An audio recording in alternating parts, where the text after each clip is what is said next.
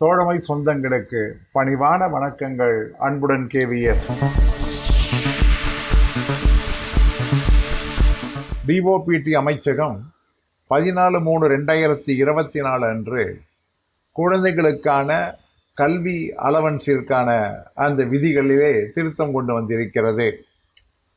இந்திய அரசாங்கம் புதிய கல்விக் கொள்கைகளை 2020 அறிமுகப்படுத்தி இருக்கிறது. அதனால் கல்விக் கொள்கையினுடைய மாற்றத்தின் காரணமாக இந்த படி வழங்குவதிலேயும் சில மாற்றங்கள் செய்ய வேண்டியது என்பது அவசியமாகிறது. ஏற்கனவே 17/7/2018 அன்று வெளியிட்டிருக்கக்கூடிய அந்த உத்தரவிலே சில மாற்றங்களை இந்த புதிய கல்விக் கொள்கை அறிமுகத்தால் மாற்றம் செய்திட வேண்டிய ஒரு அவசியம் என்பது ஏற்பட்டு இருக்கிறது.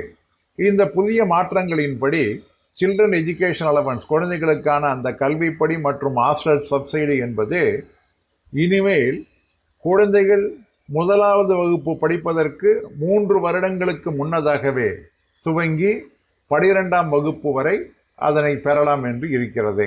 அதாவது 1ஆம் வகுப்பிற்கு முன்னதாக 3 வகுப்புகள் என்றால் ப்ரீகேஜி, எல்கேஜி, யூகேஜி என்று நாம் எடுத்துக்கொள்ளலாம்.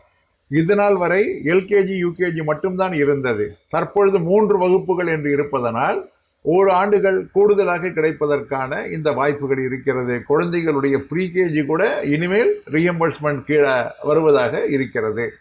அதனால் 1ஆம் வகுப்புக்கு முன்னதாக 3 வகுப்புகள் இனி இந்த ரீஎம்பர்ஸ்மெண்டின் கீழ் வருகிறது என்கின்ற ஒரு மிகப்பெரியதொரு மாற்றத்தினை இந்த உத்தரவானது தாங்கியிருக்கிறது.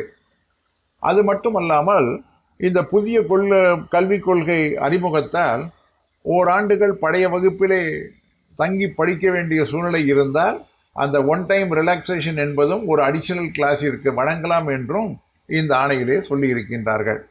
இந்த உத்தரவானது 2023-2024 அகாடமிக் வருடங்களுக்கு பொருந்தும் என்று இந்த ஆணையிலே சொல்லப்பட்டிருக்கிறது. மிக சிறப்பான ஆணை, கூடுதல் சலுகையானது நமக்கு வழங்கப்பட்டு இருக்கிறது.